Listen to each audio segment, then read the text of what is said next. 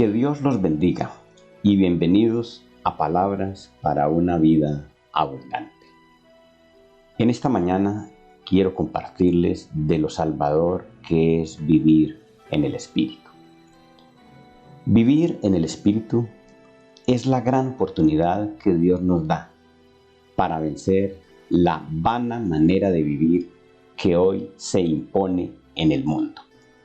Vamos a leer en la segunda carta a Timoteo, capítulo 1, desde el verso 3. Dice así: Doy gracias a Dios, al cual sirvo desde mis mayores con limpia conciencia, de que sin cesar me acuerdo de ti en mis oraciones noche y día, deseando verte al acordarme de tus lágrimas para llenarme de gozo, trayendo a la memoria la fe no fingida que hay en ti, la cual habitó primero en tu abuela Loida y en tu madre Eunice, y estoy seguro que en ti también. Por lo cual te aconsejo que avives el fuego del don de Dios que está en ti por la imposición de mis manos. Leyendo estos versos, podemos entender que la crianza y la formación que recibimos los cristianos en Cristo debe ser un gran motivo para avivar el espíritu. Al menos ese es el argumento que utiliza el escritor para estimular al oyente, en este caso, un ministro experimentado que le escribe a un ministro que está iniciándose en esos menesteres de la palabra. Entendiendo esto, podemos darnos cuenta que la iglesia ha sido determinante para nosotros, porque gracias a la generación que nos enseñó a vivir por fe, hoy podemos asumir por nosotros mismos el desafío de avivar ese espíritu que a través de ella recibimos. En la carta, el autor hace mención de la crianza que ha recibido su discípulo. Una fe heredada de sus ancestros, menciona a su abuela, menciona a su madre, pero entendemos que como mujeres creyentes fueron formadas por la iglesia para transmitirle también finalmente a él, que es la persona más joven en esa línea genealógica, la fe, y a través de esa fe él recibe un espíritu que de alguna manera tiene que ver con la experiencia espiritual de la iglesia. En el versículo 6, el autor le dice: por lo cual te aconsejo que avives el fuego del don de Dios que está en ti por la imposición de mis manos. Esa palabra, avivar, es una experiencia de mucho sentido, pues se trata del espíritu, que él lo debe estimular, él debe hacer todo lo que le corresponde para mantenerlo vigente, debe usar todos los recursos que a través de la iglesia se tienen, pero ya le corresponde a él. Y de hecho, cuando él habla de la imposición de mis manos, que vives el don de Dios que está en ti por la imposición de mis manos, como líder espiritual, él ha orado por él, por su discípulo, le ha impuesto las manos, y eso simboliza que esa manera de vivir, esa manera de ser, ese espíritu que caracteriza a su maestro, ha sido transmitido por contacto también a su discípulo. Y de hecho, esa es la parte que corresponde a su líder, que corresponde a quienes lo criaron. Pero finalmente que eso se mantenga vigente, que ese espíritu se mantenga vivo, que ese espíritu mantenga su fuerza, ya depende de la decisión final de quien lo recibe. Otros textos de la Biblia tienen unas expresiones muy especiales para hablar de lo mismo. Por ejemplo, en Efesios capítulo 4, versículo 30, en la parte final de este capítulo, dice quien escribe: y no contristéis al Espíritu Santo de Dios, con el cual fuisteis sellados para el día de la redención. Contristar, dicen otras versiones, no entristezcáis al Espíritu Santo de Dios. Podría ser también, no permita que se apague esa llama que tiene que ver con lo de Dios para la salvación de su propia vida, con el cual fuiste sellados, porque se entiende que el Espíritu es la garantía. Recibir el Espíritu es lo que nos da la fortaleza, la seguridad para permanecer en todo esto. Otro texto es el de Primera de Tesalonicenses, capítulo 5, versículo 19. Utiliza otra palabra que ya, mire, dice, no apaguéis al Espíritu, que es la misma idea de la llama, pero en este caso es uno de los consejos finales que da al finalizar la carta a los creyentes de Tesalónica. No apaguéis al Espíritu, dejando ver que esa es la responsabilidad quienes finalmente han recibido la crianza que a través de generaciones anteriores han disfrutado. Formación de la iglesia. La iglesia nos ha transmitido todo eso. Entendemos, por ejemplo, que nosotros hemos heredado de las generaciones que nos antecedieron ese espíritu y nos corresponde a nosotros hacer lo que corresponda para que ese espíritu se mantenga vivo, se mantenga vigente, produciendo los efectos salvadores continuamente en la vida nuestra. Podría decirles también que gracias a ese poder del Espíritu es que nosotros podemos resistir el mundo con sus amenazas. Si seguimos leyendo la segunda carta a Timoteo en el capítulo 1, que fue donde comenzamos, vean ustedes que desde el versículo 7, al menos los versículos 7 y 8 nos dan para eso. Dice el autor, porque no nos ha dado Dios espíritu de cobardía, sino de poder, de amor y de dominio propio. Sí. Por tanto, no te avergüences de dar testimonio de nuestro Señor, ni de mí preso suyo, sino participa de las aflicciones por el Evangelio según el poder de Dios. Ese espíritu que hemos recibido es un espíritu de poder, es un espíritu de amor, es un espíritu de dominio propio que nos da lo que se necesita para que nosotros no nos avergoncemos de lo que tenemos, de lo que hemos recibido. Por el contrario, ese espíritu significa valor, significa capacidad de asumir los retos.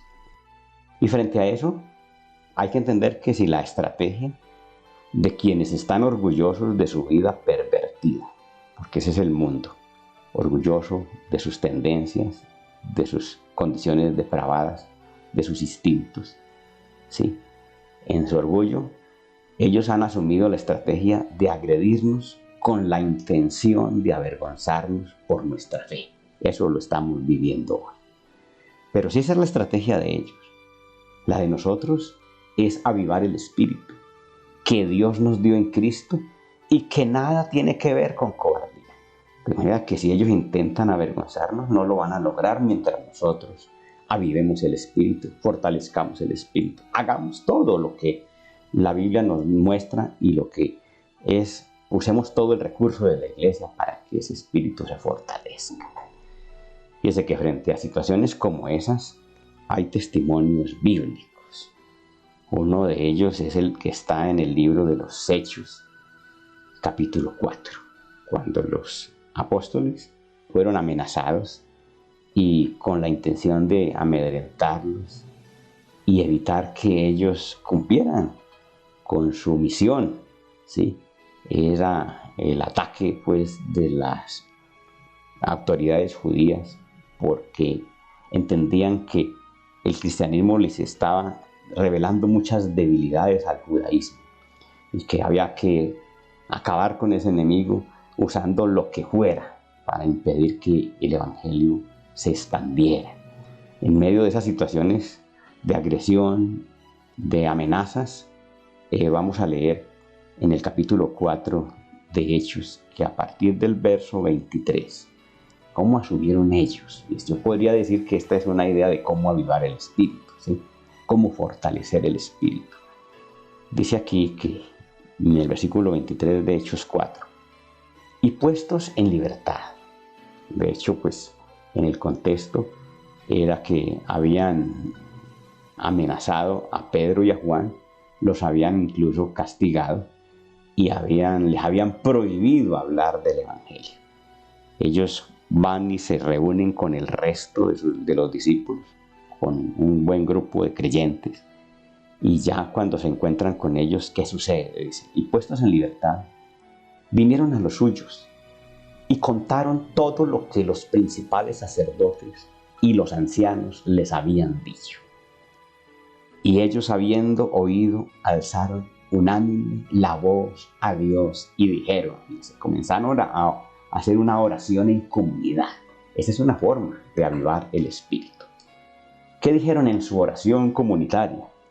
Soberano Señor, tú eres el Dios que hiciste el cielo y la tierra, el mar y todo lo que en ellos hay, que por boca de David tu siervo dijiste, ¿por qué se amotinan las gentes y los pueblos piensan cosas vanas? Se reunieron los reyes de la tierra y los príncipes se juntaron en uno contra el Señor y contra su Cristo, porque verdaderamente se unieron en esta ciudad contra tu santo Hijo Jesús, a quien ungiste Herodes y Poncio Pilato con los gentiles y el pueblo de Israel, para hacer cuanto tu mano y tu consejo habían antes determinado que sucediera. Y ahora, Señor, mira sus amenazas y concede a tus siervos que con todo de nuevo hablen tu palabra.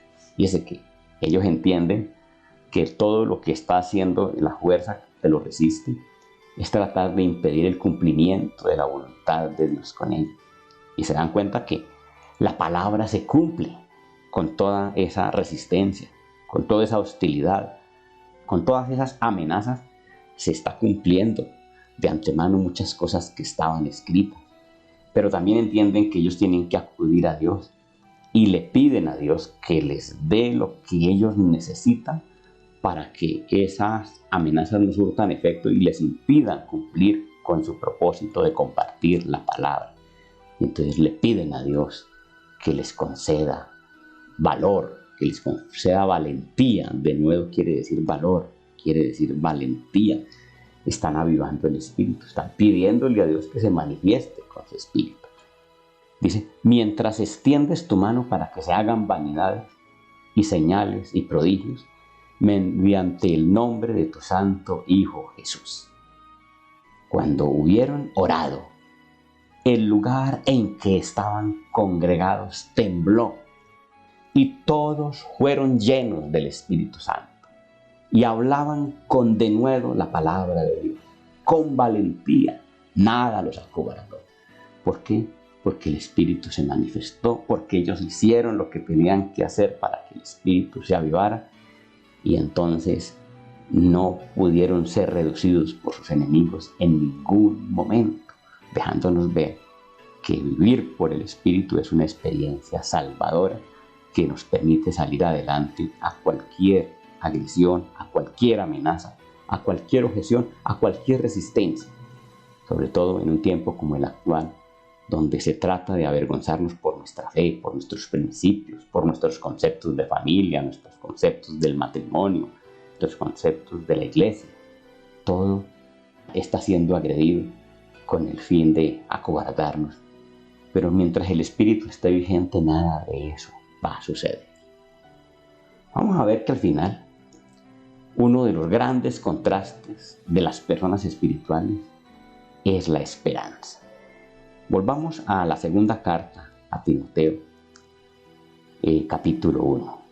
Vamos a encontrarnos que en los versículos 9 al 11 dice, quien nos salvó con llamamiento santo, ¿sí? Cuando se le pide al discípulo que no se avergüence de dar testimonio de nuestro Señor, ni de mí preso suyo, dice el autor, sino participa de las aflicciones por el Evangelio según el poder de Dios.